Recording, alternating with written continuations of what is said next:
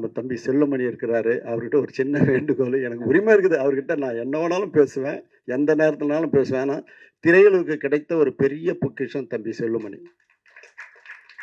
அவருக்கு இருக்கக்கூடிய சூழல்ல அப்படிப்பட்ட ஒரு சிறப்பான ஒரு கலைஞன், தன்ன தாழ்த்திக்கின்னு, தன்ன வருத்திக்கின்னு இந்த திரையுலகத்துக்காக சேவை செஞ்சுன்னு இருக்கிறாரு. ஆகவே இப்ப நடக்கக்கூடிய தயாரிப்பாளர் சங்கத்தில ஒரு பிரச்சனைய எனக்காக திரும்பவும் மறுபரிசீலனை பண்ணி, எல்லாரையும் ஒரு சேர நீ என்னைக்குமே ஒரு தாயானவன். தாயானவன், தந்தையானவன்.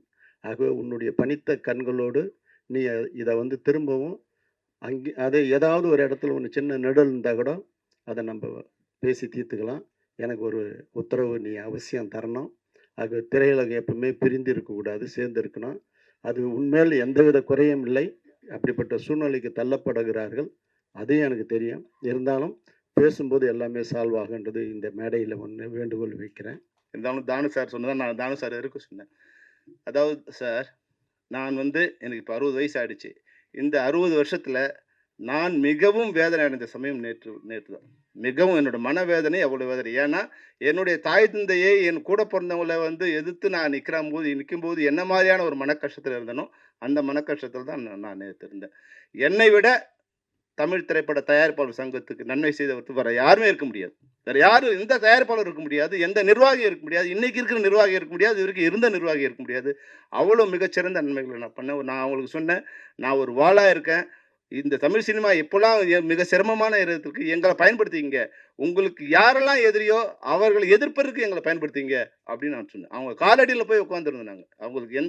அவங்களுக்கு எந்த ஈகோவும் இல்லாம அவங்க அழைத்த போதெல்லாம் நாங்க அந்த அவங்க கிட்ட போய் உட்கார்ந்திருக்கோம். நாங்க போய் உட்கார்ந்து பல நாட்கள் அவங்க யாரும் இல்லாம திரும்பி வந்திருக்கோம். பல மணி நேரம் காத்திருந்திருக்கோம். அத பத்தி எனக்கு எந்த கவலையுமே இல்ல. என்ன பொறுத்தவரைக்கும் தமிழ் சினிமா வந்து ஒரு ஒரு சரியான திசையில நோக்கி போடணும். அதுக்கு தமிழ் திரைப்பட தயாரிப்பாளர்கள் சரியா இருந்தா தான் நல்லா இருக்கும்னு நான் நினைச்சேன். ஆனா அவங்களுடைய புரிதலின்மை, அது அதுக்கு மேல நான் ஒண்ணும் பண்ண முடியாது. நான் நீங்க சொன்னதுக்கு நிச்சயமா நான் ஒத்துழைக்கிறேன். நீங்க அவங்க மேடையில எல்லா தயாரிப்பாளரும் கூப்பிடுங்க. நான் வரேன். நான் ஏதாவது தவறு பண்ணியிருந்தேன்னு சொன்னீங்கன்னா, அந்த தவறை அந்த கணமே நான் திருத்திக்கிறேன். இது தவறுன்னு நீங்க சொன்னீங்கன்னா, நீங்க பண்ண தவறுன்னு சொன்னீங்கன்னா, நான் திருத்திக்கிறேன். உங்களோட பிரச்சனைய அது நீங்க பார்த்துக்கணும். திரைப்பட தயாரிப்பாளர்கள் 2ஆ இருக்கீங்கன்னா, அவங்க நீங்க ஒண்ணா சேர்க்கிறத நீங்க பார்த்துக்கணும். நீங்க இவங்கள ஒர்க் பண்ணக்கூடாது, இவங்களோட ஒர்க் பண்ணக்கூடாது. அந்த பிரச்சனைக்கு எங்களால பண்ண முடியாது. ஏற்கனவே எங்களுக்கு நெறைய கெட்ட பேர் இருக்கு. பெப்சிக்கு நெறைய கெட்ட பேர் இருக்கு. அத நிறுத்துறோம், இத நிறுத்துறோம்ன்னு. அப்போ நாங்க எங்கள அடியாளா பயன்படுத்துற வேலைய விட்டுட்டு, எங்கள ஒரு போராளியா பயன்படுத்தி, இன்னைக்கு தமிழ் சினிமா எந்த நிலையில இருக்கு? அதை எதிர்கொள்ளக்கூடிய இடத்துல தயாரிப்பாளர் இருக்காங்களா? நீங்க நல்லா யோசிச்சு பாருங்க. இன்னைக்கு நாங்க வந்து போராடி பல விஷயங்கள இன்னைக்கு குடுத்துருக்கோம்.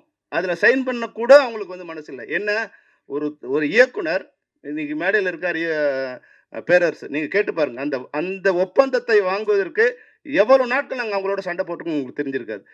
ஒரு ஒரு இயக்குனர் ஒரு படத்தை ஆரம்பிப்பதற்கு முன்னாடி எவ்வளவு நாள் ஷூட்டிங் இருக்கு? என்ன பட்ஜெட்ல படம் எடுக்க போறாரு? எத்தன நாள் அவர் எடுக்க போறாரு? எங்க எடுக்க போறாரு? அது என்ன ஆர்டிஸ்ட் வேணும்? என்ன அ அ கலைப்பொருட்கள் வேணும்? எல்லா டீட்டெயிலும் குடுத்து, அந்த நாட்களுக்குள்ள அவர் படத்தை முடிக்க வேண்டும். அவர் கேட்ட அனைத்தையும் தயாரிப்பாளர் செய்து கொடுத்திருந்தால், அந்த நாட்களுக்குள் அந்த பட்ஜெட்டுக்குள் படத்தை முடிக்கவில்லை என்றால், இயக்குனர் சம்பளத்திலிருந்து கூட பிடித்துக் கொள்ளலாம்ங்கிற அக்ரீமெண்ட்ல நான் கையெழுத்து போட்டு குடுத்திருக்கோம் சார்.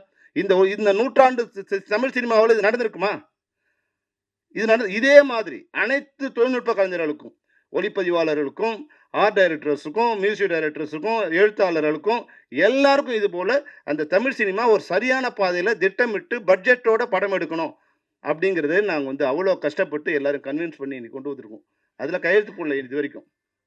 இது உங்களால பண்ணவே முடியாது. உங்களால பண்ணவே முடியாது. 100 வருஷம் நீங்க போராடினாலும் பண்ண முடியாது. இப்ப அத கண்ணு குடுத்தா, நீங்க நடப்பு தயாரிப்பாளரோட சண்டை போடு, அவங்க கூட ஒர்க் பண்ணாத, இவங்க கூட இன்னைக்கு அவங்களா நம்ம எதிரி. இன்னைக்கு தமிழ் சினிமாவுல தமிழ் சினம் எடுக்க முடியாத ஒரு சூழ்நிலை இருக்கு. நாங்க எங்களோட சம்பளம் சார், உங்க மேடையில நான் சொல்றேன். உங்களுக்கு தெரியாது இல்ல. பெரிய படம்னா எங்க சம்பளம் 3% தான் சார்.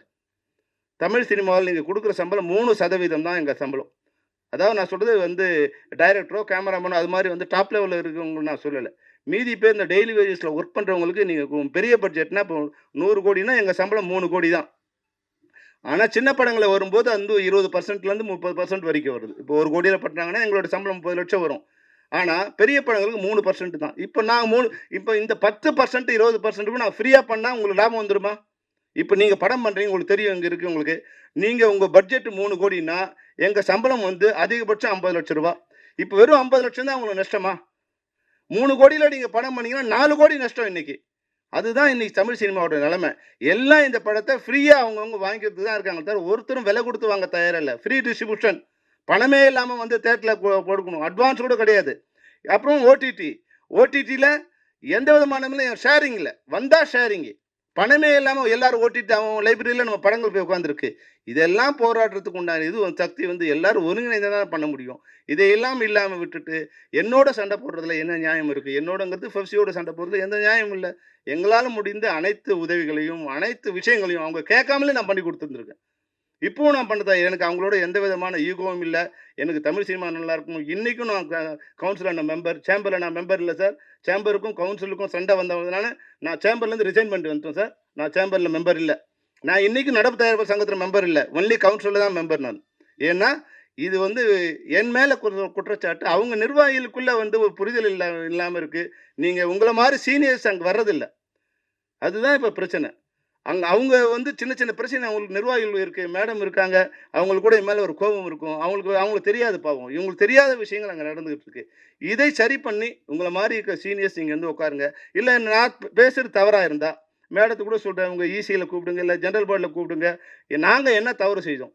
ஒரே விஷயம் இப்போ எங்களால் பண்ண முடியாது என்னன்னா, பெப்சியாக இருக்கும்போது ஒரு குறிப்பிட்ட பிரிவுக்கு நீங்கள் ஒர்க் பண்ணாதீங்கன்னு சொல்லும்போது எங்களால் பண்ண முடியல. 300 ப்ரொடியூசர்ஸ் இருக்கும்போது 300 ப்ரொடியூசர் இங்கே ஒர்க் பண்ணக்கூடாதுன்னு சொன்னீங்கன்னா அது இப்போ நடக்காது. அப்புறம் வந்து ஆர்டிஸ்ட் மேலே நீங்கள் வந்து ஒத்துழையாமை பண்ணும்போது அது ஒரு தடவைன்னா பண்ணலாம். தொடர்ந்து பண்ணும்போது எல்லா ஆர்டிஸ்டோடும் எங்களுக்கு தகராறு வருது. எல்லாருக்கிட்டையும் எங்களுக்கு கெட்ட பேர் வருது. அப்புறம் நாங்கள் யார்கிட்ட போய் ஒர்க் பண்ண முடியும்?